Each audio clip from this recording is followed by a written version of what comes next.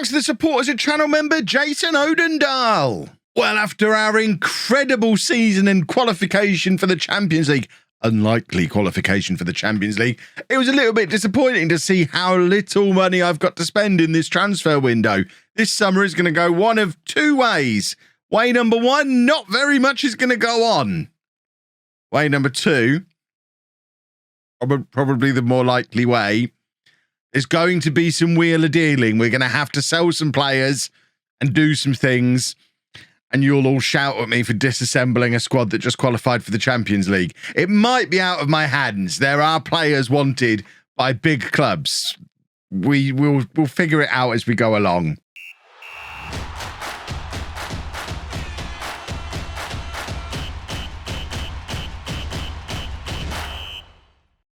Hello and welcome to Club 4, part 14 of Non-League to Legend. I'm Kevin. Coming up on today's episode, we have our season review and transfer special. We've just a good season, wasn't it? I don't even know. Normally I'd add some superlatives in there. It was an absurd season. Let's review it before deciding what we're going to go and spend our paltry transfer budget on. And I mean, to be fair, they've given me a paltry transfer budget because of just how much I went and spent last summer, including £36 million on Pedro Luis that we basically put on a credit card. But it seems like it was well worth it. 16 goals, 5 assists. It doesn't even tell the whole story because most of those goals came after we swapped his position midway through the season, averaging a 7.26. He was even playing well when he wasn't scoring. He is an incredible signing that we'll be lucky to keep hold of this summer. Also lucky to keep hold of Caio Cesar, proper Brazilian wonder kid, legitimate Brazilian wonder kid, £14 million. He's averaged a 7.15. I wouldn't be surprised if there was pressure to let him go this summer as well. The one positive is we spent £50 million on the two of those players. I firmly believe if we lose them both, it's the best part of £200 million, surely. I mean, I don't see how he goes for less than 100 million after the season he's just had. I don't see how he goes for less than 50 or 60, or else why sell him? I don't think either of them have got release clauses, so hopefully we get to keep them for our Champions League campaign. But if there's lots of transfers going on this summer, they're likely to come as a result of one or both of those players leaving the club. The rest of the signings were fringe players, loans, and old men, which, again, some of that is going to be a little bit of a spoiler about what's going to happen this summer. LOLLUJO came in and did a perfectly acceptable job as our backup goalkeeper, much to everybody's disappointment. We signed 2 aging fullbacks because we needed rotation options for our other 2 aging fullbacks. Then Etienne Tipple came in on loan for the season. He's got a £42 million optional future fee. Obviously, we don't have £42 million to spend on him, so we'll try and loan him again. Otherwise, we might have to prepare for life after Tipple, which will be very, very sad. Other signings, of course, we made Zamorano permanent. Janusik came in. Diaz came in. Diaz certainly would be the long-term replacement for Tipple if we don't get him back. Gilberto Carlos and Mortellaro as well. I expected them to share the attacking midfield position, but then Carlos just started banging in the goals and kind of made the position his own. Weird, with 13 goal contributions, he's only averaged a 6.8, but I think that's more an attacking midfield in Football Manager kind of thing. They just tend not to get very good average ratings. And I can't believe the board are only content with the signing of Pedro Luis. Did they watch him play at any point? The results for the season, and we were supposed to avoid a relegation battle. We ended up finishing 4th place, and I mean, we were in a title race briefly in there, so we do find our way into the Champions League. We were close to maxing out average attendance on Carrow Road as well, so with the Champions League coming to town, it'll be interesting to see if the board decide that a stadium expansion or something equivalent is in our future. I'm not so sure. I don't know if there's the fact that we weren't at 100% suggests that probably there's not the appetite for it in Norfolk. Money-wise, I'm surprised to see sponsorships and broadcast revenue dropping a little bit. They will both go up this year. I mean, everything's going to go up this coming year. Competition prize money's gone up from less than 10 million to 33 million. What a difference it makes with your finishing position in the Premier League And of course, over the next year, we've got Champions League money coming in too. Shirt sales. Alvarez still sells more shirts than anybody else. He's another one who potentially could be leaving this summer. If we could get 40 or 50 million for him at nearly 32 now, I think we'd be mad to pass that opportunity up. And that would obviously then give us some money to reinvest. Otherwise, it's Janusik, Pedro Luis, Sessegnon, and Casolare, interestingly, the 5th highest shirt seller. Our team of the year, Hoyenhal in goal, a back four of Sessegnon, Caesar, Knoll, and Mingueza. Zamorano at the base of the midfield, Tipple and Janusek ahead of him, Gilberto Carlos behind Alvarez and Pedro Luis. It is basically our first choice team. Interesting to see Mingueza in ahead of Wagyu. Otherwise, no real surprises there for the team of the season. And then our end of season awards, Alvarez wins player of the year.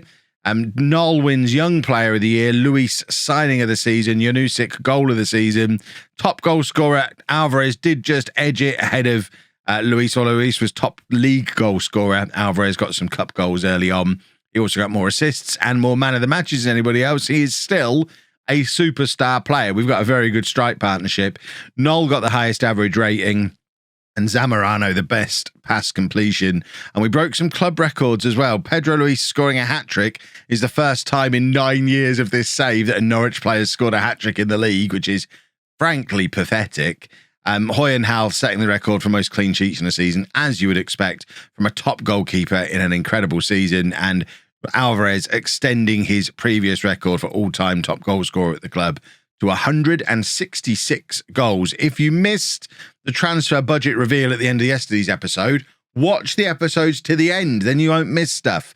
And we've only got £16 million to spend, so we are going to have to, we're going to have to spend it carefully.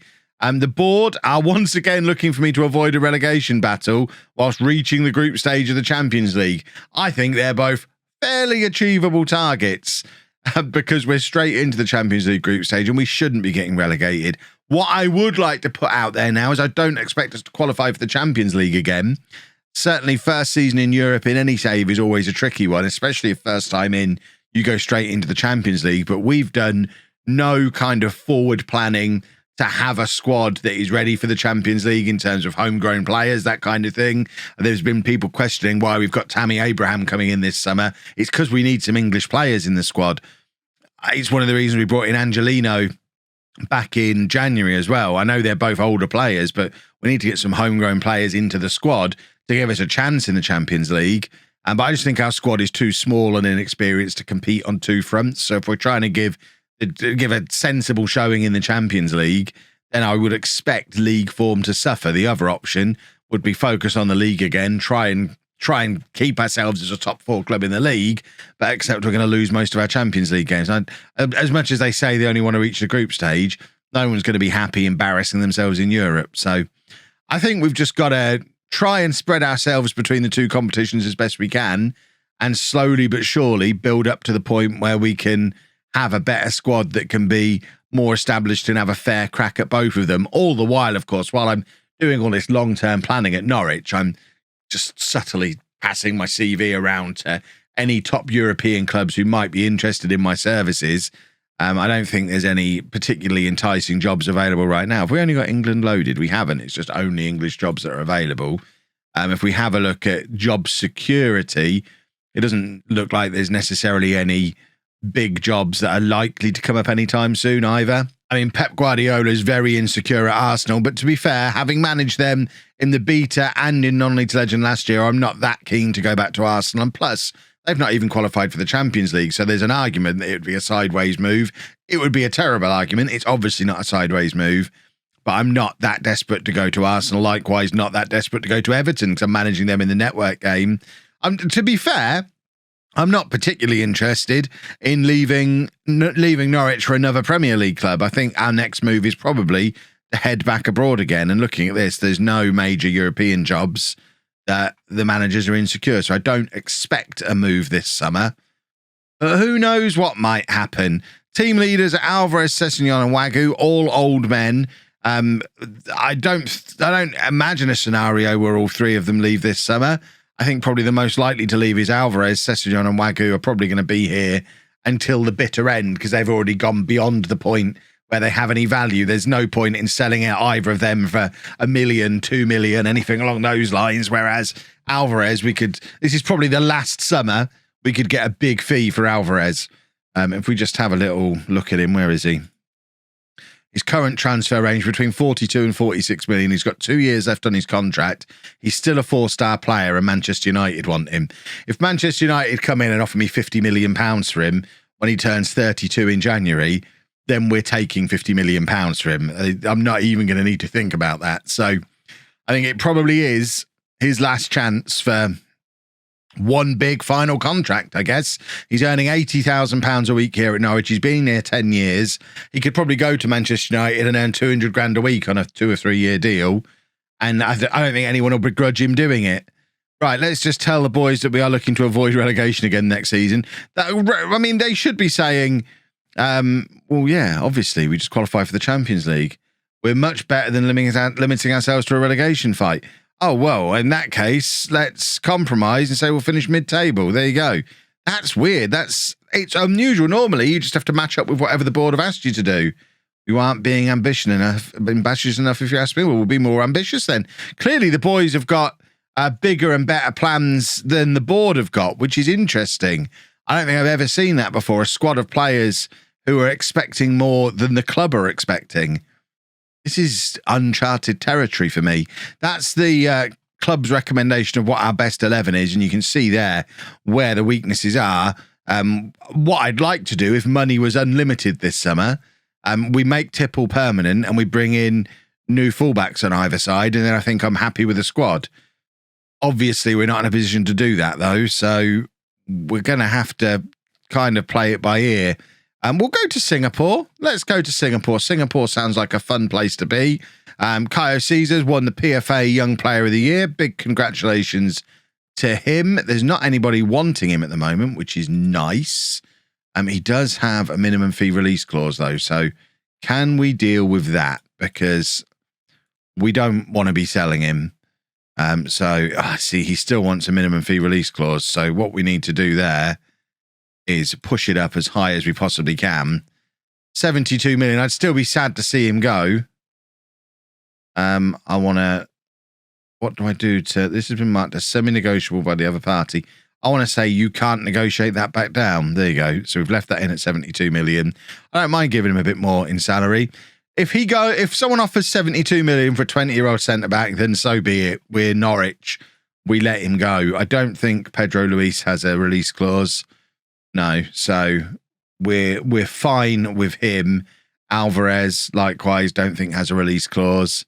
I don't think anyone else has a release clause, so we're probably okay. But there's a lot of our players who are attracting interest from other clubs. Oh, I won the Manager of the Year as well.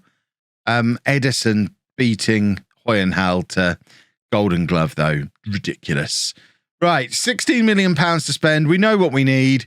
I need to just hope it turns up over the course of the summer now. Like I say, I expect this to spark into life as and when we get an offer for somebody that we can't refuse.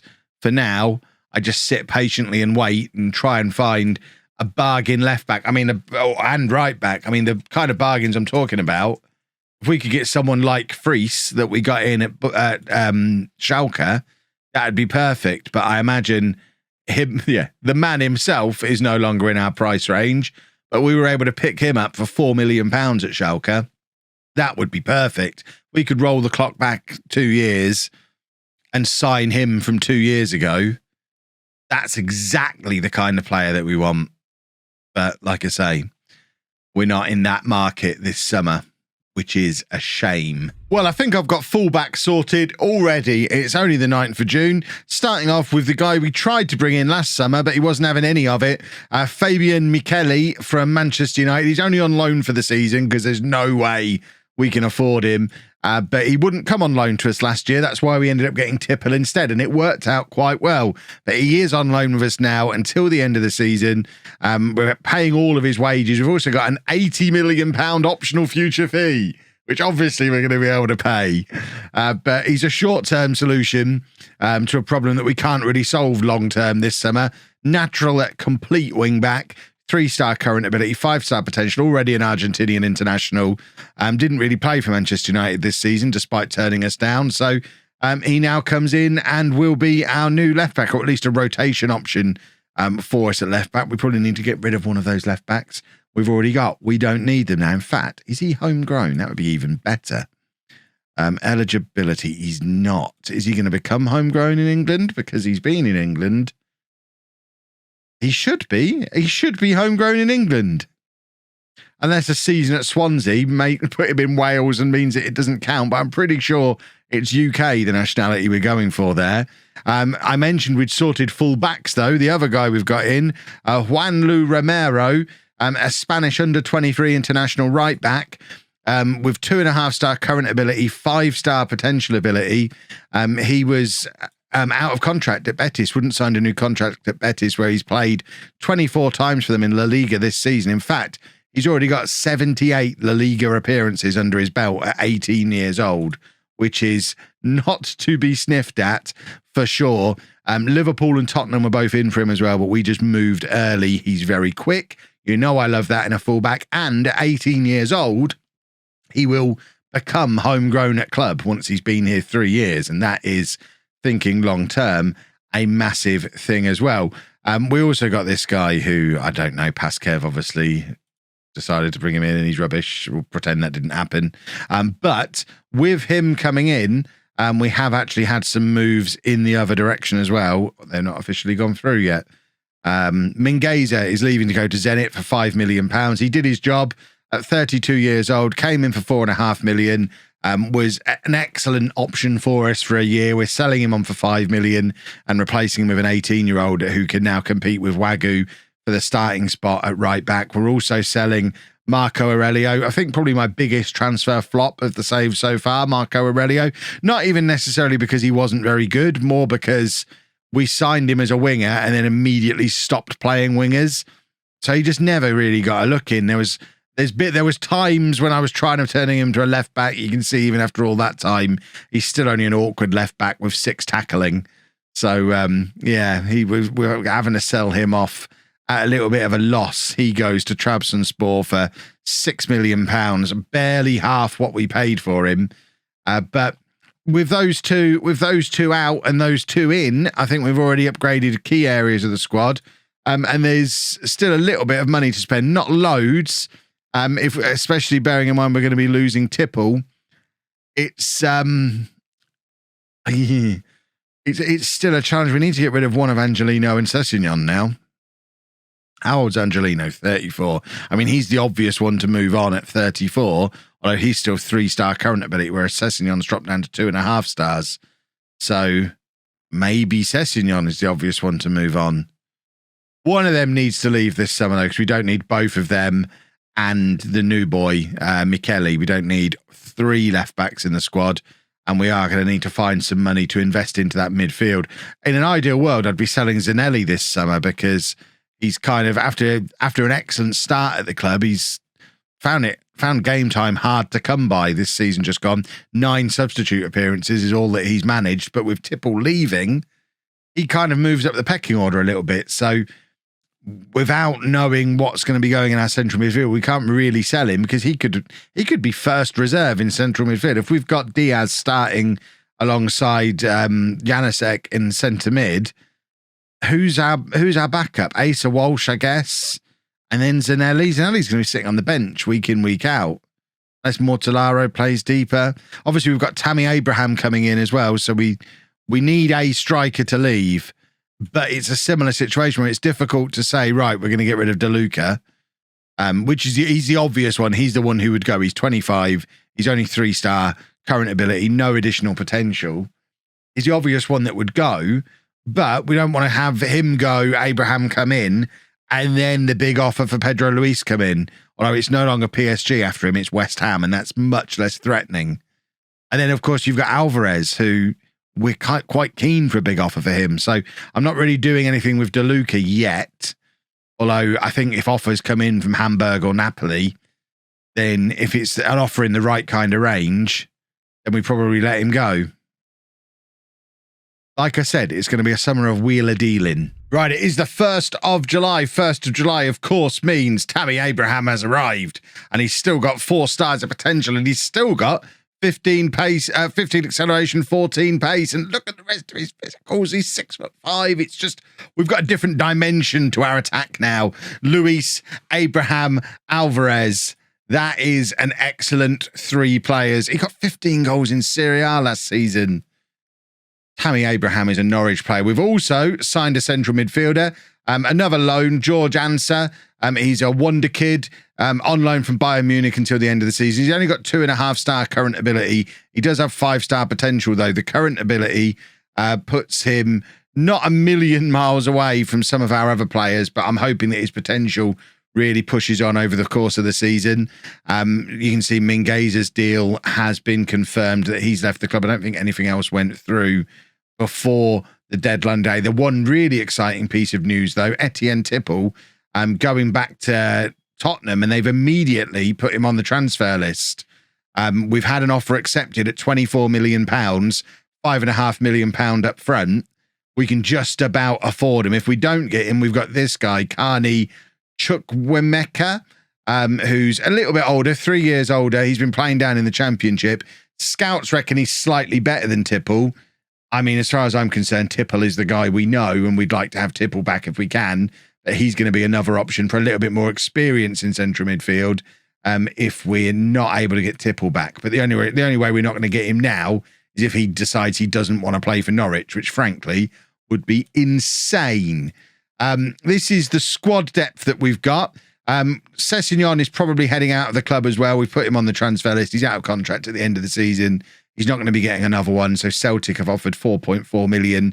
I'm happy going into the season with Michele and Angelino as our 2 left backs. Angelino also out of contract at the end of the season, but he's planning on retiring at the end of the season. So we'll get 1 more year out of him with Michele in as well. And then we're going to have to go and get 2 left backs next summer, or potentially 1 if we get Tipple back, because of course he can cover in that area. At right back, it would be nice to get someone a little bit ahead of Wagyu or Romero, although obviously Romero, if he develops the way we hope he will have that spot nailed down by the end of the season. In the meantime, Wagyu can trade places with, I mean, Noll and Caesar realistically aren't going to play out there very much because they're the centre-back partnership. We could probably do with another centre-back, really. We've got William Mateus, but beyond him, it's Zamorano or Haruna as options to play centre-back for us, which wouldn't be ideal. I think it would be silly going into the Champions League with only 3 out-and-out centre-backs, but money is tight, as we know this summer.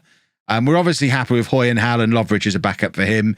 Zamorano is fine to be our starting defensive midfielder. We've got our own wonder. Is he a wonder kid, Haruna? He's not. I mean, he's being classed as a centre-back now on there, which is interesting. He is actually now... I'm sure he was not natural at centre-back before. I think he was a natural DM who could play midfield. For some reason, he's now a natural centre-back as well.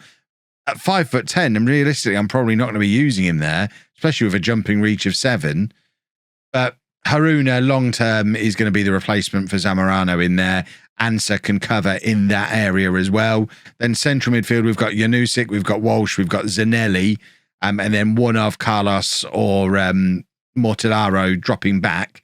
This is where we've got obviously Ansa there, and we need the new guy, whether it's Tipple or the other fella, to come in there and just fill the midfield back up again. And then in the attack, we are blessed with a lot of options. At attacking midfield, Alvarez and Abraham can both play there if need be, as can Janusek. They'll all be busy playing in other roles, as is De Luca, but we've still got Gilberto Carlos, we've still got Mortellaro. We've got plenty of depth there. And then up front, Alvarez, Pedro Luis, Abraham, De Luca, Casellari. De Luca is probably leaving as well. He's another one who's out of contract at the end of the season. Seems silly to extend when he's 25 and our 5th choice striker. We've had a lot of offers at £17.5 million for him, so he's likely to be leaving as well, leaving Casellari as our 4th striker. I am very happy with how this summer is going. I will be over the moon if we can sign Tipple permanently. Oh, boys and girls, it's only gone and happened. Etienne Tipple is a permanent Norwich player. That is an English homegrown player who was an integral part of the team that got to the Champions League last year, has just signed for close to half what our optional future fee on him was. I agree. 42 million would have been crazy. 24 million, where we've only paid 5 million of it up front, less crazy.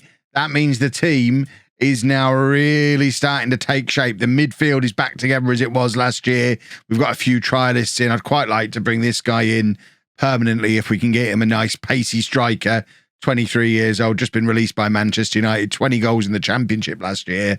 Seems mad that they'd release him, really. But there is a little bit of competition for him from a few other clubs, and we're struggling to offer competitive salary. So I'm not that hopeful. I mean, if it were me, I'd be going to Sheffield United if I was him. That's who I was on loan at last year. 20 goals for him, helped him get promoted. They're now back in the Premier League. Seems like a no-brainer that he goes to Sheffield United, but you never know. He's Argentinian. He might want to link up with Alvarez and Zamorano, and I feel like we've got other Argentinians as well in the club. Have we got another Argentinian? Maybe it is just those two. But either way, I mean, if he's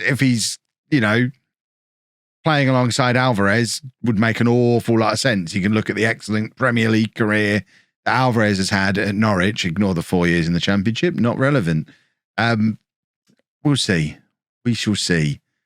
Even if the summer ended here, I'm pretty happy. But with some big money transfers still to go, specifically De Luca, because in fact, I think Sessegnon's just gone through. Yeah, Sessegnon has now left the club. But if De Luca goes for 17.5 million, which he should, there's lots of clubs in for him, that'll be realistically, only another 4 or 5 million to spend. But maybe we can go and get another centre-back, go and get someone to cover at right-back. And then the squad is better than I possibly could have hoped for this summer. Well, as suspected, that striker did go to Sheffield United. I thought he probably would. We weren't able to offer him anywhere near sensible money. We're skint. We're properly skint. Transfer debt's not too bad, actually. I've only run up £47 million of a transfer debt. I mean, people think I'm a madman. Clearly very smart. But we are pretty much spent up, which is why I've gone outside of my typical transfer comfort zone again for another old man, Abdou Diallo, 35 years old. But he's a centre-back who can cover right-back, left-back, defensive midfield. Just a really useful utility man to have knocking about the place. Obviously, lots of experience as well at Champions League level with Monaco, Dortmund, Paris Saint-Germain, been in the Premier League for the last 3 years as well, playing for Aston Villa, who spent £20 million on him as a 32-year-old, played 19 games for them last year. He's our fourth choice centre-back. I think that's fine on a 1-year contract, only 13 grand a week. It's just the kind of budget signing that we needed to bring in. We've also sold De Luca. He's gone to play for Hertha Berlin. So £17.5 million for him. And I think that's probably our business complete because I don't have any more money. So it is just a case now of unless we get that big offer for one of the big players. So like Liverpool and Milan are now looking at Pedro Luis. If we get 100 million, 120 million pound offer for him, then I guess we get started again with some more transfers. But I don't think there's anyone else in the squad who's going to fetch enough of a fee for me to be that concerned. Diego Knowles wanted by Real Madrid. That's another one. If he goes, we're going to have to do some business. But otherwise, I think I'm just going to be sitting here, pressing continue until the first day of the new season, hoping nothing more happens. Oh, and Ben Godfrey's testimonial for Everton. How lovely. But we face Liverpool on the first day. It's still 5 weeks away before our first day of the Premier League season. The media think we're going to finish in 12th. Seems a little harsh to me. Our two best players are considered Pedro Luis and Tammy Abraham, which is another reason why if we get an offer for Alvarez, maybe we move him on because Tammy's only in on a 1-year contract. But I just remember the Barcelona series. I'm excited to be linking back up with Tammy again. But yeah, I think we're done on the 9th of July. This is where you all check how long's left in the video and you're there typing in the comments. He says we're done. There's 25 minutes left in the video. What on earth happens next? At this point, I don't know. I assume the next clip is going to be the night before the Liverpool game saying nothing happened. Well, we made it as far as the 2nd of August before potentially things starting to go wrong. Now, I don't anticipate having to accept this offer. Real Madrid in with a £34.5 million offer for Noll. We'll only get 4 million of that put back into our budget. I think we can get a lot more for him. What I do think is going to happen is I'm going to decline it and he's going to get a grumpy on about it. So rather than just doing a straight decline, I'm going to talk to him and try and convince him to stay. What's it going to take to keep you here? I mean, you're the club captain and you're going to be playing in the Champions League. Surely you can give us 1 more year. I understand your reasons for wanting this move. I'll let you go if Real Madrid offer a reasonable amount for you. Ultimately, with Norwich, it has to be that option. I can't just promise to let him go cheap, but I also can't say no because he's our captain and that will create a grumpy. So we now need to try and agree a fair price and hope it's one that Real Madrid won't pay. So if we start out at 80 million, now we've had this go wrong a number of times in this series so far this year. I think it's been fixed in a patch, though. I don't think we're going to have a similar situation to some of the ones we've had in the past where we agree this price and then they get a mood on when we decline stuff below the price. Let's try it 65. Usually you just have to go with whatever the third option is. So £57 million is obviously a lot more than Real Madrid have offered. So we can reject that because he knows we're waiting for £57 million now. The problem we've got is we're now just waiting for a £57 million offer. Have they got £57 million? I don't really know what Real Madrid's financial state is like this far in the future. What's their typical spensies? They've spent 70 million this summer already.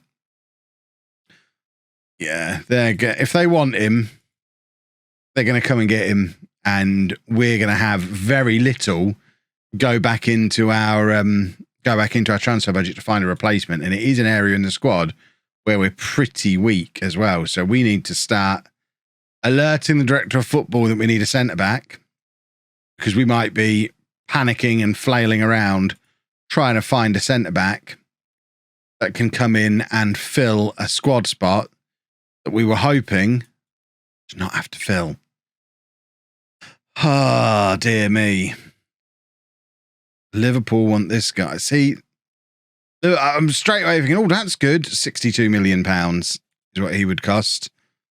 This guy, Victor Berkamov, wanted by Newcastle, Leverkusen, Köln.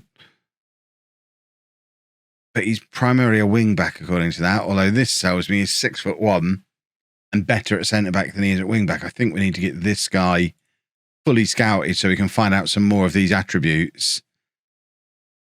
I mean, he might be an option. To be honest, we could do him at right back. Shame we've got no money at all. Keep an eye on him for sure. What's this guy doing? See, Real Madrid, that's interesting. Real Madrid are in for 39 million on this guy. So hopefully they're just putting out some speculative offers to try and get one defender for the best price. And if they can get this guy for 39 million, hopefully they'll give up with us because we've said no. Watch this space. Well, so far, so good. We have survived until the first day of the season. There's still 2 weeks of transfer window left, and Real Madrid are still circling. But at the moment, Diego Noll is still here. He is still our club captain. Have Real Madrid signed a defender? They haven't. See, they need to get that other guy. They need to get him sorted quick. I have done a little bit more transfer business, though. We've brought in a youngster, Paolo Padron.